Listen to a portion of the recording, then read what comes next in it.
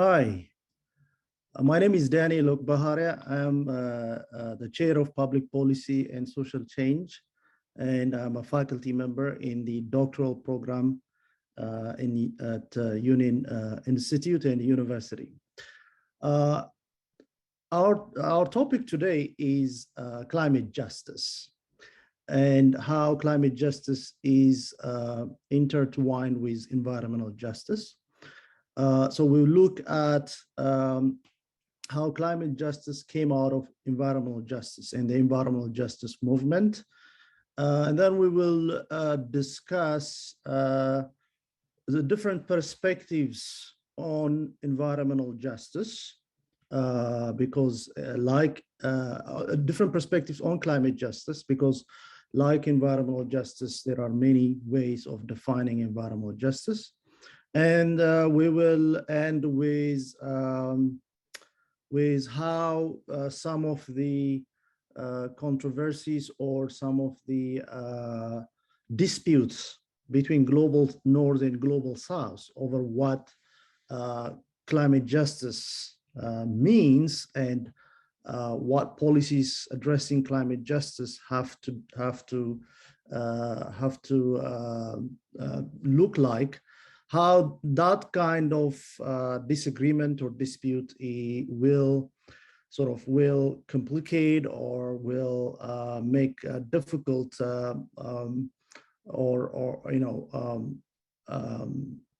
as far as action on climate change is concerned. Okay, so what is climate justice? As I indicated, climate justice comes out of environmental justice. In fact, the ideas of the environmental justice movement in the United States from the 1980s to 1990s have a very strong role and impact on shaping climate justice policies and measures. But essentially, what we're dealing with is as we face the catastrophic effect of climate change, the catastrophic effect on human lives, on our planet, of temperature rises above 1.5 degrees Celsius of the pre-industrial levels. How this, what seems to be very minute sort of temperature rise, a very, catastrophic effect, whether you're talking about storms, whether you're talking about floods, droughts in agricultural areas, all of these is resulting from our actions from a fossil fuel or carbon-based economy. But some groups, some countries, and in fact, the vast majority of humanity had very little to do with causing the problem of greenhouse emissions. But the very same people, the vast majority of humanity, and people of color and marginalized groups, even in the global North, are facing or experiencing directly the effects, whether it's economically, socially, and on their health and whatnot. A perfect example of this is Katrina in 2005 in New Orleans, that that brought about so much suffering and destruction. But the people who suffered from this effect of climate change actually were African Americans predominantly. So Black and brown people suffering from much more disproportionately from the effects of climate change. So what we are, again, very similar to environmental justice, the issue is has to do with disproportionate negative harm done to marginalized groups and people with very little economic and political power. So that is the key, right? The those who are contributing to causing climate change are not exactly the ones who are suffering from the effects of climate change. Or otherwise stated, those who have very little to contribute to climate change are the ones who are facing the greatest harm to their economy, to their environment, to their health as the result of climate change. So that is the very similarity. We're talking about powerlessness and exclusion and disproportionate harm done to people. So it's very, very similar. So how did the environmental justice movement in the United States influence the climate justice debate more globally and in international environmental talks, and such as the Paris Accord?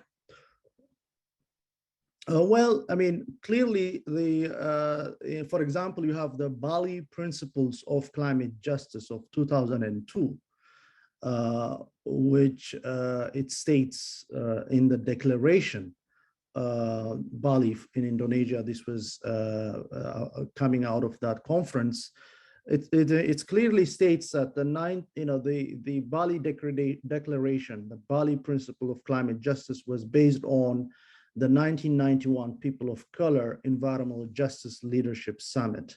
And if one takes a glance at the list of the list of principles and ideas enunciated in that declaration, you will see quite an overlap and similarity with the principles laid out in the 1991 People of Color Environmental Justice Leadership Summit that was held in Washington, D.C.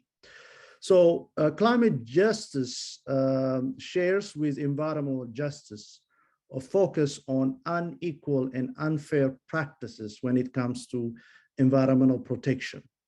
More specifically, it deals with the inequitable distribution of environmental risks and environmental protection.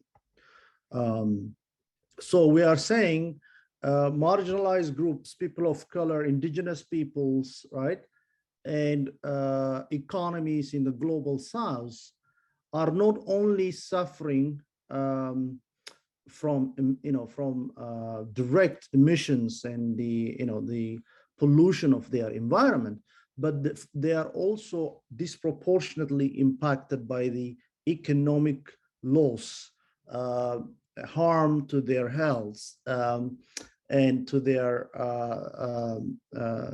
livelihoods that results from the effect of climate change. So when the main takeaway or the main impact of environmental justice on climate justice is to see climate change, right, not only as the symptom of existing injustice, right, but also climate change provides an opportunity, right, to create an economy, a fair economy that provides some sort of not only some sort of relief, but also some, jobs and other sources of making a living.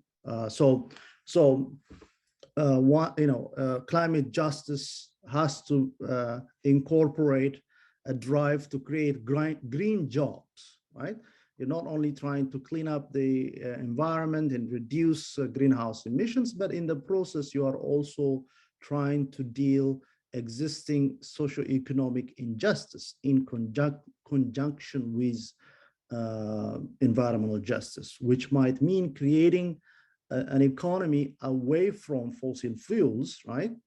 That provides green jobs, for marginalized populations, and providing economic opportunities in areas that are not only suffering from environmental problems, but also suffering from lack of employment and lack of jobs, right? Similarly, as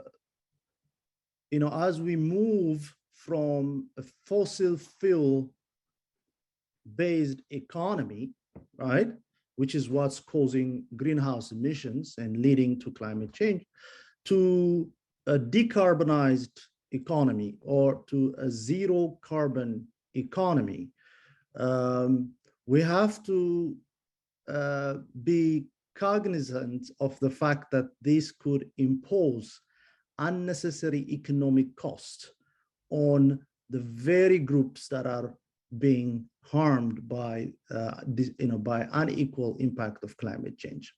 So, for example, if we talk about carbon permits or the trade in carbon in capping trade as far as creating markets for carbon, we have to be very careful about not creating another playground for corporations to make profits while imposing cost on marginalized communities, right? So, for example, the impoverished, right, the people in low income, who have very low income, are the ones who bear the cost of rising energy prices. We are now living in one, right? The rising gas prices.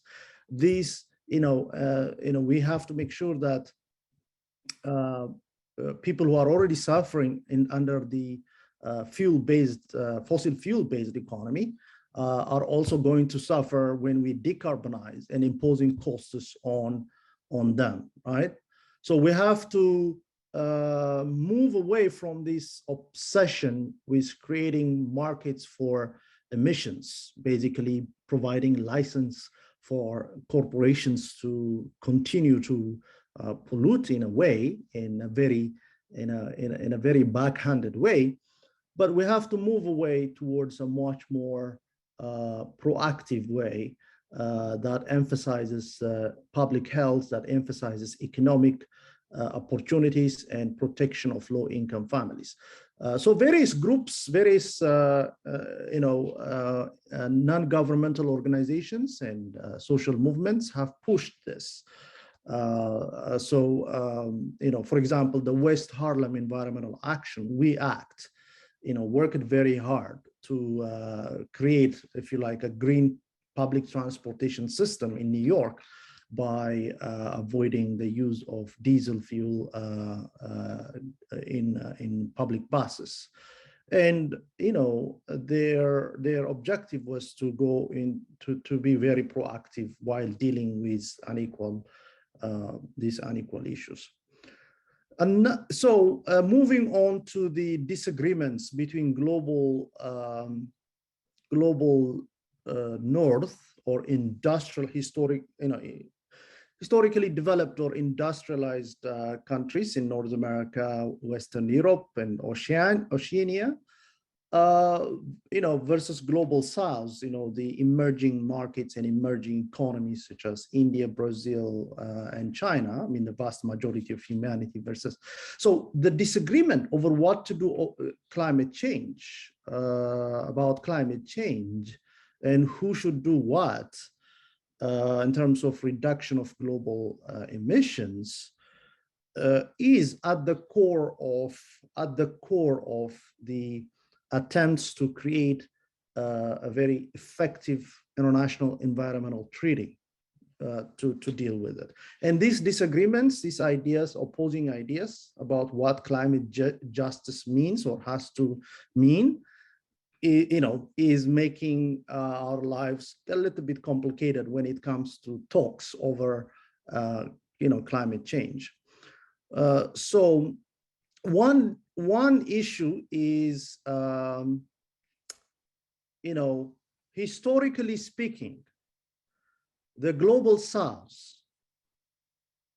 have very little to do with causing the problem because the global South was far less industrialized and therefore historically have had very little contribution to greenhouse emissions. If they haven't caused historically the problem. Should they be, asked to make equal contributions to reduce greenhouse emissions? All right. So unfair and unequal impacts is still an issue. For example, the Bali principles that I mentioned talks about ecological debt or climate debt, which means that the rich countries, right, owe a great deal to the poor countries, right? Because having industrialized first, they contributed, tremendously to climate change. But also, this is not just a historical fact, but it's also a problem at the present because, rich countries are outsourcing, right, their manufacturing sector to places like China, India, Vietnam, Sri Lanka, and so on. And therefore, right, in outsourcing that, they are getting the benefits, of course, in some ways losing jobs, but in a nutshell, they are receiving the benefits of maintaining their living standard without having to pollute their own environment, so to speak. So the issue of ecological debt is not just a historical lyric, if you like, it still applies. So, so the question remains, who should make the largest reduction of greenhouse emissions, right? The rich countries or the emerging and poor countries, right? Which also raises the question of the right to develop, right? Are we now going to deny the rights for Vietnam or China or India or Brazil, pick any emerging market? They are trying to develop. Can we now say that, well, you have to really decelerate your economic growth because you have to reduce greenhouse emissions, right? So all peoples and nations should have the right to develop out of poverty before gaining any responsibility sort of dealing with climate change. There might be a middle ground here of ensuring that, okay, we all have the responsibilities to deal with climate change, but some countries should have greater share of the reductions of greenhouse emissions, and they also should be in a position to provide technical, right, technology assistance to poor and emerging countries or impoverished, developing countries or global souths, right, for them to make the transition away from fossils and or a carbon-based economy towards a green economy. So there is a fair share principle. In other words, those countries that have contributed the most have to have the largest reduction. We're not completely saying the developing countries have no responsibility or they don't have their fair share of having to cut back on greenhouse emissions. But what we're saying is that their share has to be decided based on their historical responsibility and their present conditions and present responsibility. So that is the main principle underpinning the climate change talks, like the Paris Accord, if you like, from which the United States had withdrawn under Trump administration, and now under Biden administration, the United States is back to climate change treaty, the Paris Accord, and commitments of the United States to reduce emissions, right? But again, moving forward, what should be sort of a formula or an idea for basically distributing the cost of the economic and social cost of reducing greenhouse emissions. So there is a group called the Eco-Equity, which has played a very important role in popularizing the principle of fair share. And according to this proposal, in order to determine how much each country should cut back on greenhouse emissions or lower global emissions, we need to look at the country's responsibility for causing climate change in the past. And we also need to look at the country's relative ability to transition away from fossil fuels.